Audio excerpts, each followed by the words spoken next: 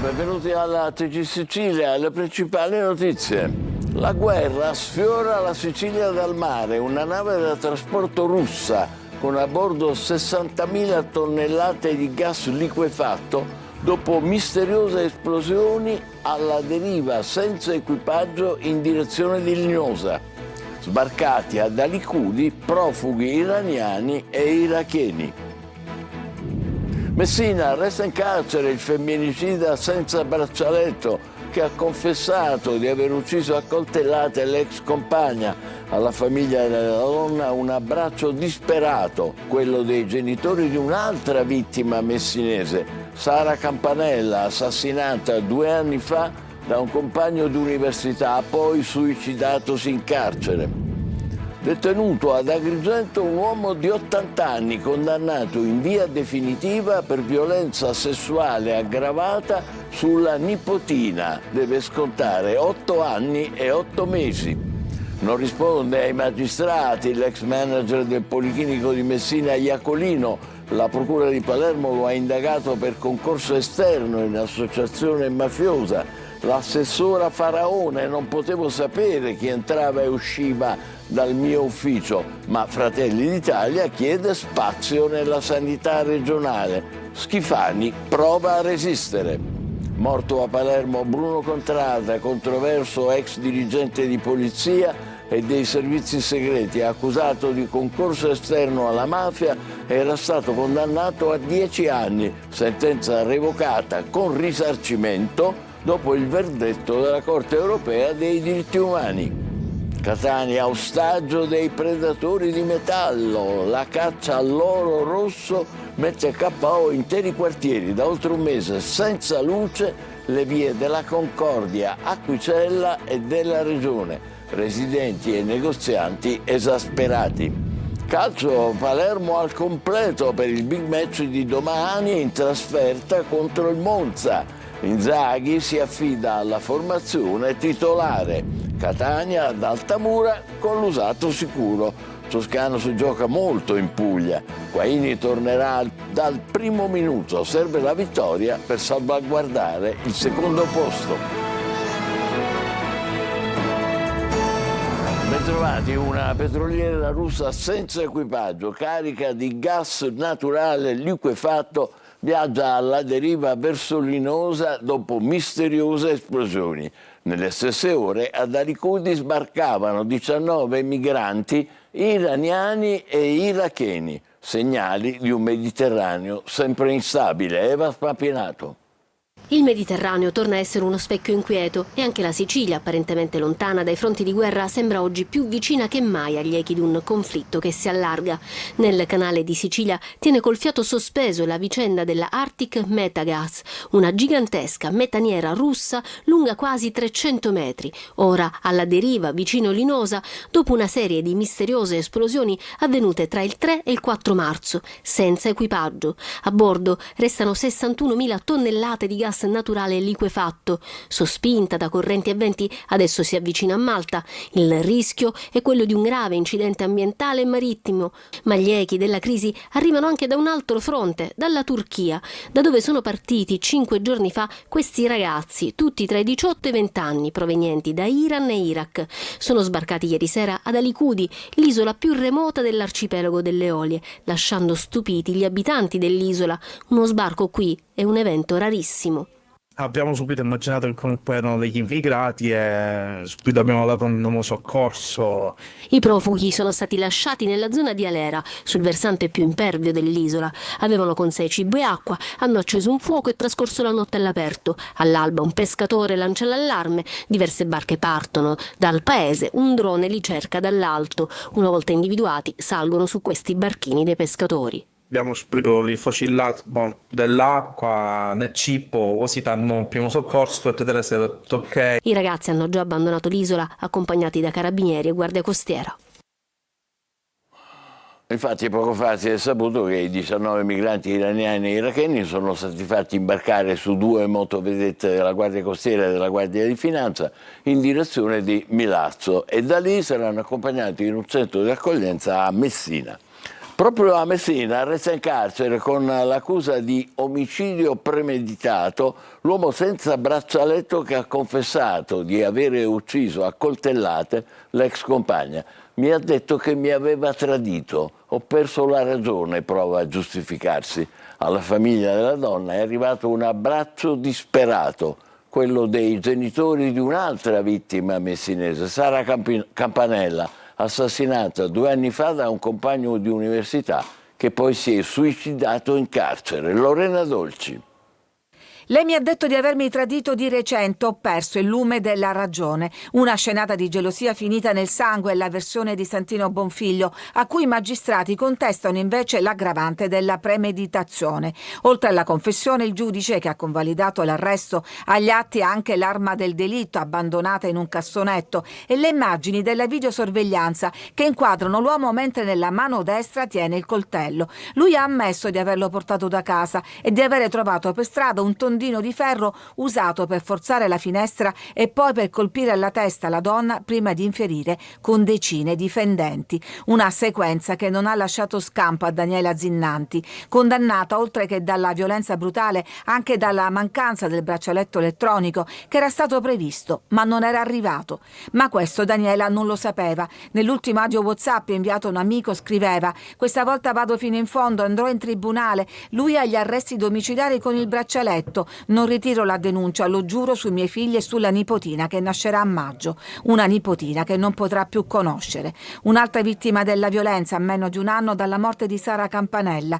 Ieri il messaggio dei genitori della studentessa. La prevenzione deve partire innanzitutto dai genitori. Sono loro che devono, sin da piccoli, abituare i figli ad accettare un no. È così che si crescono maschi veri, uomini che non diventano carnefici. Agrigento subisce abusi sessuali da parte del nonno da quando aveva appena 11 anni. Solo molto tempo dopo, inevitabilmente, la ragazzina ha trovato la forza di denunciarlo e ora l'uomo è stato condannato in via definitiva. Lorena Dolci. L'orco era il nonno che andava a trovare d'estate in Sicilia, a Montevago, nell'Agrigentino, mentre a Natale e per le altre feste era lui a ricambiare le visite, andando a trovare la figlia a Brescia. Così per anni l'uomo, oggi 83enne, ha approfittato della nipotina, da quando ne aveva appena 11 anni. Solo diventata maggiorenne, la ragazza ha trovato il coraggio di raccontare e denunciare. Il processo si è concluso con la condanna dell'uomo a 8 anni e 8 mesi. Le violenze cominciano nel 2010, durante le vacanze estive. Quell'estate ho subito tantissimi abusi, a un certo punto ho smesso di contarli, racconta la ragazza agli investigatori che aprono un'inchiesta. Quando sentivo la maniglia della porta abbassarsi, sussultavo e sprofondavo nel terrore. Anni di paura e vergogna finché una sera la madre della ragazza scopre il padre nella camera della figlia mentre lei è nuda. Nessuna spiegazione, ma la donna decide di troncare immediatamente i rapporti con la famiglia di origine. Ma i tormenti continuano, dice la ragazza. Pensavo che fosse meglio che fosse capitato a me piuttosto che a mia cugina, che era più giovane di 10 anni. Solo un percorso psicologico e altri 12 anni di tormenti le hanno dato alla fine la forza di denunciare. Palermo si è avvalso della facoltà di non rispondere il manager della sanità Salvatore Iacolino, accusato di concorso esterno in associazione mafiosa. Intanto circolano nuovi particolari nell'indagine su mafia e corruzione in regione. Maglio Viola.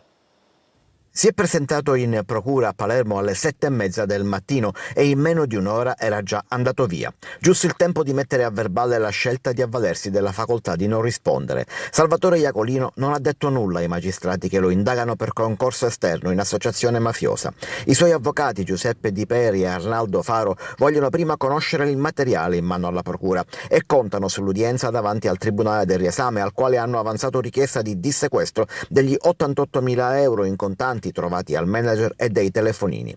In quella sede la procura dovrà portare le carte e la difesa le conoscerà. Fino ad allora non una parola sulla base delle sommarie accuse contenute nelle 14 pagine di decreto di perquisizione domiciliare notificato al manager. Ma se alla difesa non è stato notificato praticamente nulla, continuano invece a circolare negli ambienti politici e in quelli giornalistici una quantità di dati che mostrano come l'inchiesta non si limiti alle cose già note. Iacolino avrebbe aperto le porte della regione al suo compaesano, il boss boss di Favara Carmelo Vetro, massone e figlio d'arte, essendo il padre morto all'ergastolo. Lui stesso ha scontato una condanna a 9 anni. Iacolino lo avrebbe presentato come persona affidabile alla vicepresidente dell'antimafia Bernadette Grasso, che, sentita come testimone, ha confermato la circostanza, ma anche al capo della protezione civile Salvo Cocina. Nessuno dei due è indagato. Secondo le carte, il rapporto fra Vetro e Iacolino va ricercato più indietro nel tempo e posa le basi nelle campagne elettorali per le elezioni al Parlamento europeo. Agli atti, inoltre, le intercettazioni attraverso un virus Trojan nel telefono cellulare, attraverso il quale gli uomini dello SCO avrebbero ascoltato Iacolino dire a Vetro: per questo e per quell'altro ti presento un amico piuttosto che un altro, prima di introdurlo ad esempio in almeno 2 aziende sanitarie, quella di Messina e quella di Siracusa. A Siracusa intanto si è dimessa il commissario straordinario, lasciando dietro di sé una bufera politica. A Palermo restiamo dove ascoltiamo le parole dell'assessore alla salute Faraoni. Non potevo sapere, dice, chi entrava e usciva dal mio ufficio. Commenta così l'ultima inchiesta sulla sanità siciliana e le amicizie mafiose di Iacolino. Marco Gullà. Addolorata e amareggiata per la nuova inchiesta che ha scosso la sanità siciliana, l'assessore alla salute Daniela Faraoni commenta con dispiacere l'ultima inchiesta che vede anche il super manager Salvatore Iacolino indagato per concorso esterno in associazione mafiosa, un'indagine che secondo l'assessore va ad eclissare il lavoro che è stato fatto fino adesso. Proprio oggi l'inaugurazione del nuovo pronto soccorso dell'ospedale Cervello a Palermo. Per questo che sono fatti e accadimenti per noi dolorosi, perché di fatto è come se in questo momento la stampa si occupasse di tutto ciò, giustamente, ma anche l'opinione pubblica giustamente si occupa di fatti che in qualche maniera oscurano un sacrificio di un anno che nel mio caso, visto che io da un anno che sono qui, abbiamo fatto insieme a tutte le direzioni generali. Sulle amicizie di Iacolino e soprattutto quella con il boss di Favara, la Faraoni ha detto: rivendico l'impossibilità di sapere chi entrava e usciva dall'assessorato. Con Iacolino mi sono anche scontrata, ha aggiunto l'assessore. Certamente c'è amarezza. Ma la maggioranza del centrodestra è spaccata in regione dopo l'inchiesta che ha coinvolto Iacolino. Fratelli d'Italia chiede spazio nella sanità regionale. Schifani prova a resistere. Luca Ciliberti.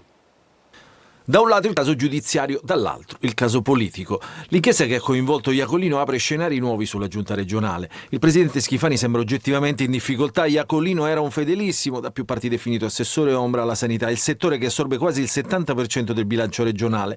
Si spiega così perché il presidente ha sempre voluto tenere a sé e al suo partito questa delega pesantissima. D'altronde neppure Nello Musumeci nella passata legislatura aveva fatto diversamente. Allora l'assessore era Ruggero Razza. Visti i disastri, adesso è proprio Fratelli d'Italia a tornare alla carica per chiedere di poter gestire i ruoli chiave in questo delicatissimo settore che interessa la vita di tutti i siciliani. Nelle stesse ore dello scandalo Iacolino si era dimessa dall'ASP di Siracusa il commissario Rosaria Samperi, che Schifani aveva nominato all'indomani del siluramento del manager Alessandro Caltagirone coinvolto nell'inchiesta su Cuffaro. 2 caselle libere, quella dell'ASP di Siracusa e quella della direzione alla pianificazione strategica occupata fino a qualche settimana fa proprio da Iacolino, sulle quali il partito della Meloni ha messo gli occhi. I nomi, le fughe in avanti senza crismi dell'ufficialità si susseguono. Schifani sta invece provando a resistere al pressing per sostituire anche l'assessora Daniela Faraoni col capogruppo dei meloniani all'Ars Giorgio Assenza. Fratelli d'Italia non farà passi avanti ufficiali per l'assessorato fino al 21 aprile, quando verrà deciso se Elvira Amata, assessora al turismo, sarà rinviata al giudizio. Il rimpasto in giunta promesso dal presidente della regione potrebbe servire proprio a rispondere ai desiderata degli alleati per consentire a Schifani di arrivare a fine legislatura. A Palermo è morto a 94 anni Bruno Contrada, l'ex numero 3 del SISDE, i servizi segreti, negli anni più violenti della guerra alla mafia. È stato al centro di una controversa vicenda giudiziaria che ha diviso l'opinione pubblica tra innocentisti e colpevolisti e dalla quale era uscito riabilitato. Emanuela Corsi. È stato al centro di una controversa vicenda giudiziaria che ha diviso l'opinione pubblica tra innocentisti e colpevolisti. Bruno Contrada, l'ex numero 3 del SISDE negli anni più violenti della guerra alla mafia a Palermo, è morto ieri a 94 anni. L'ex super poliziotto, napoletano di nascita ma palermitano di adozione, è stato arrestato alla vigilia di Natale del 1992. Era l'anno della strage di Capaci. Secondo l'accusa avrebbe fornito informazioni riservate alla mafia ostacolando le indagini della polizia. Nel 1996 venne condannato per concorso esterno in associazione mafiosa, sentenza prima ribaltata in Corte d'Appello con verdetto di assoluzione, ma rinviata dalla Cassazione fino alla condanna definitiva arrivata nel 2007. Per l'ex 007 si aprirono quindi le porte del carcere, poi i domiciliari e ancora la fine pena nell'ottobre 2012. Nel frattempo cominciarono i tentativi di revisione del processo e gli appelli alla Corte di Strasburgo per i diritti umani. L'Italia venne condannata dalla CEDU 2 volte. Nel 2014 perché il detenuto non doveva stare in carcere quando chiese i domiciliari per le sue condizioni di salute e poi perché l'ex poliziotto non doveva essere condannato per concorso esterno in associazione mafiosa in quanto all'epoca dei fatti, tra il 1979 e il 1992, il reato non era sufficientemente chiaro. Voglio l'onore che mi hanno tolto, non ho perso la fiducia nello Stato, ripeteva in quegli anni di battaglie giudiziarie. Con la morte di Contrada tanti misteri negli anni della guerra alla mafia restano irrisolti. I funerali si terranno il 16 marzo a Palermo. Voltiamo pagina. L'inchiesta sulla frana di Niscemi entra in una fase cruciale. I magistrati della Procura di Gela sono a Roma per ascoltare testimoni chiave della Protezione Civile Nazionale e ricostruire responsabilità e ritardi negli interventi di messa in sicurezza del territorio. Gerry Italia. La missione investigativa è arrivata fino a Roma. I magistrati del cosiddetto pool frana della Procura di Gela, impegnati nell'inchiesta sul dissesto idrogeologico che ha colpito Niscemi, hanno raccolto nuove testimonianze negli uffici del Servizio Centrale Operativo della Polizia di Stato nella capitale. Un passaggio ritenuto strategico dagli inquirenti per ricostruire la gestione dell'emergenza e gli interventi programmati nel corso degli anni su un territorio fragile più volte colpito da fenomeni di instabilità. Tra le persone ascoltate c'è Franco Barberi, già sottosegretario alla Presidenza del Consiglio con delega alla Protezione Civile, che si occupò direttamente della prima emergenza legata alla frana che interessò l'area di Niscemi già nel 1997. Sentiti anche due dirigenti della Protezione Civile Nazionale, Filippo Cadamuro e Letteria Spuria, chiamati a ricostruire il percorso amministrativo e tecnico degli interventi programmati negli ultimi decenni. L'indagine, coordinata dal procuratore capo Salvatore Vella, resta al momento a carico di ignoti e ipotizza reati di disastro colposo e danneggiamento a seguito di frana. Parallelamente gli investigatori stanno analizzando documenti e progetti legati alla messa in sicurezza dell'area. Nei giorni scorsi, su delega dei magistrati, sono stati acquisiti atti anche negli uffici del comune di Niscemi. Sotto la lente degli inquirenti i progetti di consolidamento dell'area già interessata dalla frana del 97, ma anche il piano di sistemazione idraulica del torrente Benefizio e della zona a valle dell'ex depuratore. Al centro dell'inchiesta anche un finanziamento pubblico da oltre 10 milioni di euro, destinato proprio alla messa in sicurezza del territorio e alla regimentazione delle acque del torrente. Risorse stanziate, ma lavori mai avviati. Un iter amministrativo rimasto per anni bloccato negli uffici regionali, dove soltanto lo scorso anno è stato nominato il responsabile unico del procedimento. Da settimane i magistrati stanno ascoltando persone informate sui fatti per capire se ritardi o omissioni possono aver contribuito a lasciare esposto a rischio un territorio che continua a fare i conti con le conseguenze del dissesto idrogeologico. Incidente sul lavoro a Licata, nell'Agrigentino, dove un giovane operaio è caduto da un ponteggio e portato d'urgenza all'ospedale di Agrigento, dove è ricoverato, per fortuna non in pericolo di vita.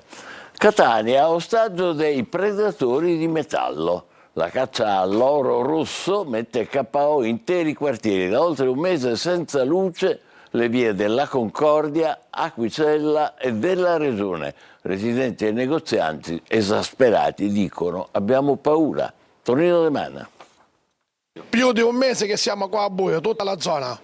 Quel po' di luce garantita dalle insegne dei negozi e dai fari delle auto in transito. Per il resto è buio pesto e da oltre un mese.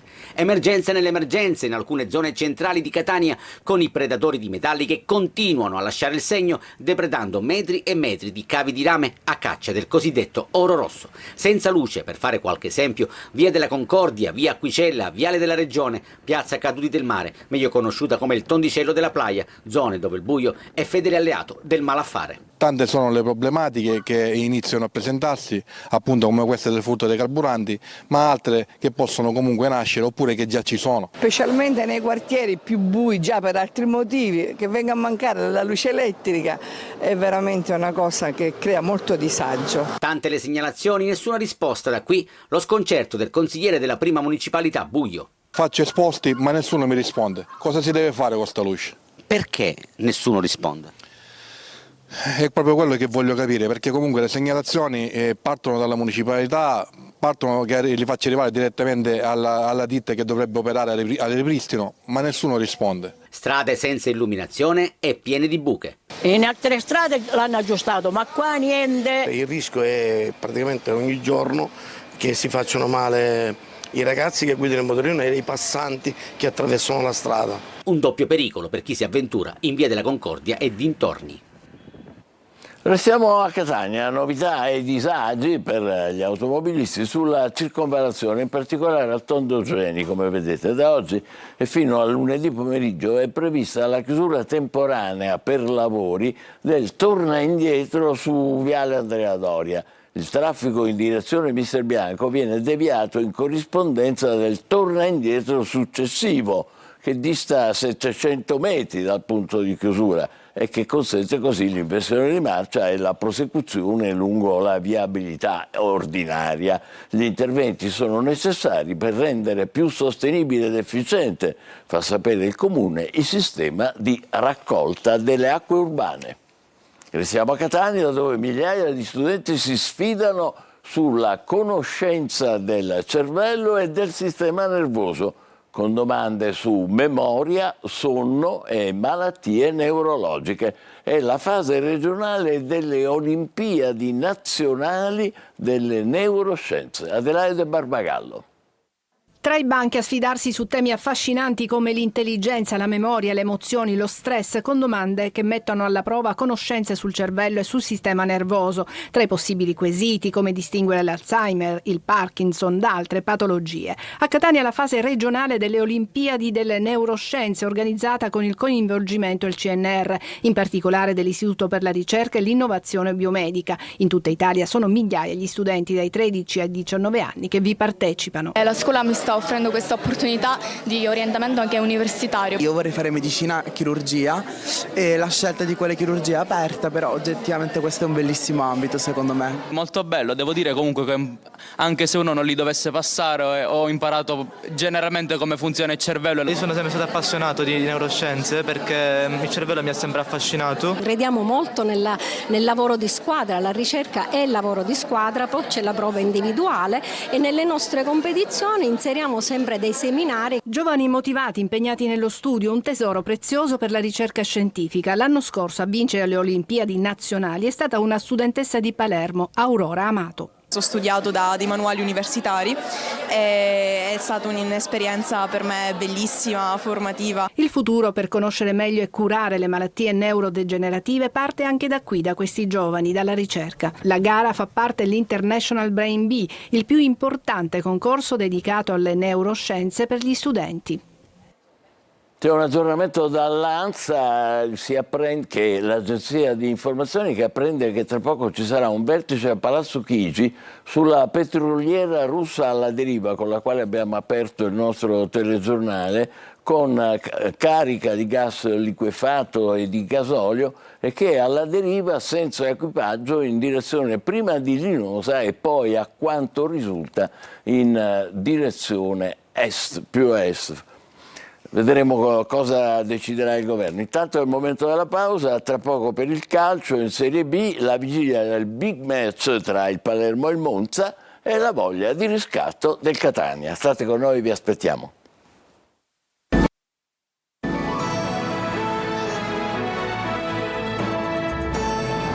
Calcio, Palermo al lavoro per la delicata trasferta di domani a Monza. Marco Gullà.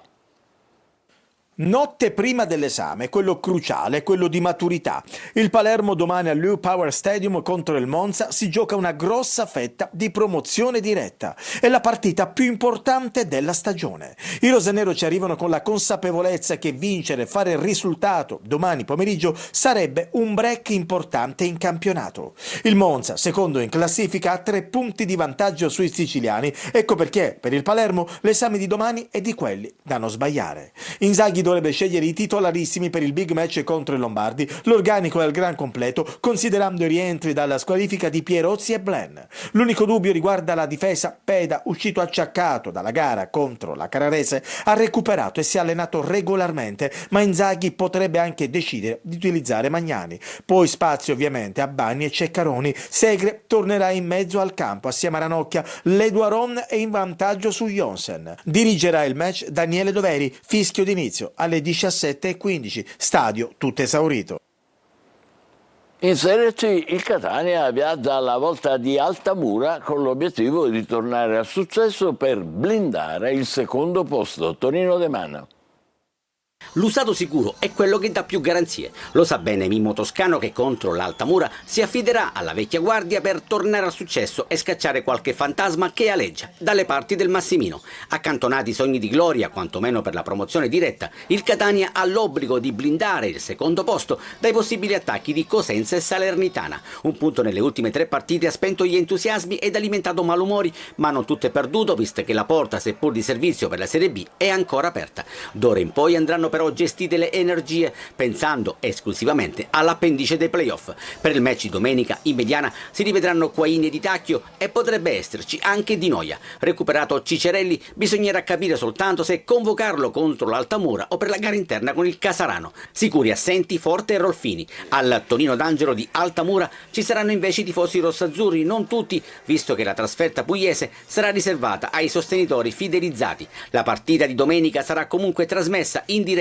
ed in esclusiva su Telecolor. Dalle 13:30, 4 ore live con diretta stadio, presentazione della gara e formazioni ufficiali, telecronaca dei 90 minuti corredata dall'analisi dei casi arbitrali e un ricco post gara con risultati, classifiche e le interviste in anteprima ad allenatori e giocatori.